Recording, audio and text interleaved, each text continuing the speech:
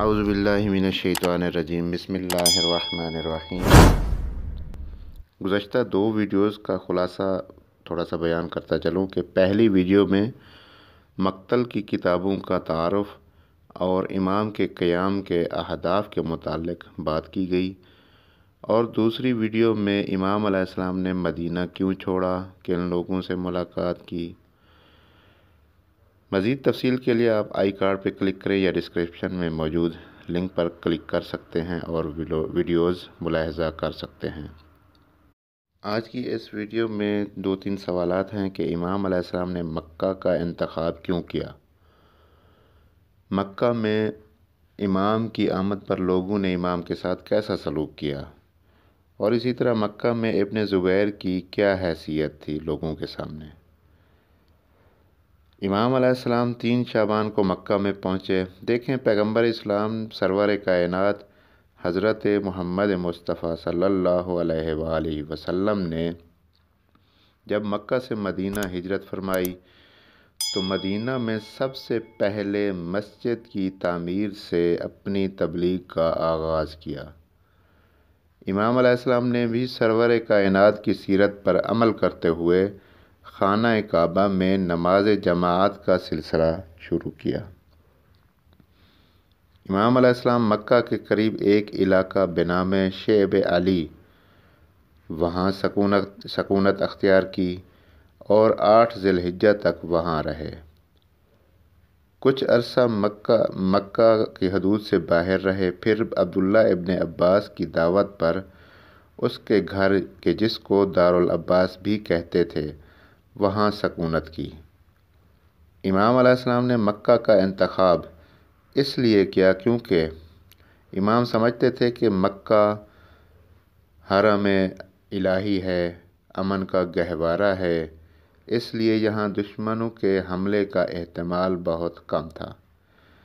جبکہ دوسرا پہلو یہ ہے کہ عمرہ کے ایام بھی تھے اور حج کے ایام بھی قریب آ رہے تھے، تو ان مناسبتوں کی وجہ سے مسلمانان جہان جو ان عبادات کے لیے مکہ کا رخ کر رہے تھے، امام کے لیے تبلیغ کی ایک بہترین فرصت تھی۔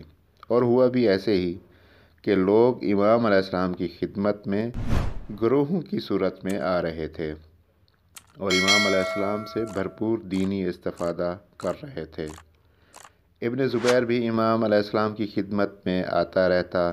امام کا وجود ابن زبیر کے لیے خطرے سے خالی نہیں تھا، کیونکہ وہ سمجھتا تھا اور حالات سے بھی آگاہ تھا، کیونکہ دیکھ رہا تھا کہ لوگ کس طرح امام کی خدمت سے شرف یاب ہو رہے ہیں۔ ابن زبیر کے لیے خطرہ یہ تھا کہ امام کے ہوتے ہوئے میں لوگوں سے بیعت نہیں لے سکوں گا۔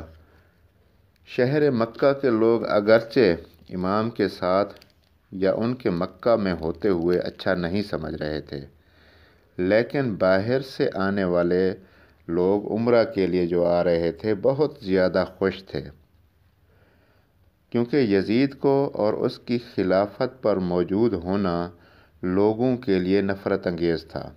یزید کو وہ اچھا نہیں سمجھ رہے تھے اور نہ ہی اس کی خلافت کو، اور امام علیہ السلام کا مکہ میں موجود ہونا ان کے لیے خوشحالی کا باعث تھا۔ تو اس حوالے سے چند مورخین کے چند جملے بھی عرض کرتا چلوں۔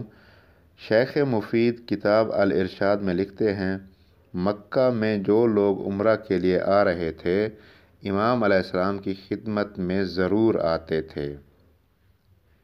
ابو حنیفہ دینوری لکھتے ہیں کہ لوگ حسین ابن علی علیہ السلام کے پاس رفت و آمد کر رہے تھے اور گروہوں کی صورت میں آ رہے تھے۔ اسی طرح ابن عاصم اور خوارزمی امام علیہ السلام کے مکہ میں آمد پر لوگوں کی خوشحالی کے متعلق لفظ فرح شدید سے استفادہ کیا ہے، یعنی بہت زیادہ خوشحال تھے امام علیہ السلام کے مکہ میں آنے پر، اور حتیٰ دن رات امام کے پاس ہجوم ہوتا تھا۔